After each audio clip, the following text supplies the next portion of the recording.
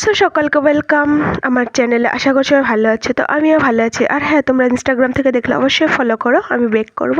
তো যাই হোক, তারপরে দেখো প্রচুর পরিমাণ অন্ধকার নেমে এসছে, প্রচুর পরিমাণে হাওয়া দিয়েছে আর প্রচুর পরিমাণে মেঘও করেছে, বৃষ্টি আসবে মনে হয়।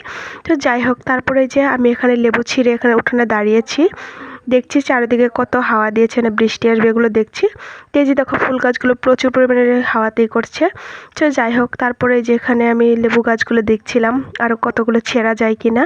তো এই যে এখানে লেবু গাছগুলো দেখছি অনেকগুলোই আছে। তারপরে ভাবলাম কিছু পেয়ারা খাওয়া যাক, তো পেয়ারাগুলো পাকেনি, তো তার জন্য আর ছিঁড়লাম না, অনেকটা ছোট ছোট।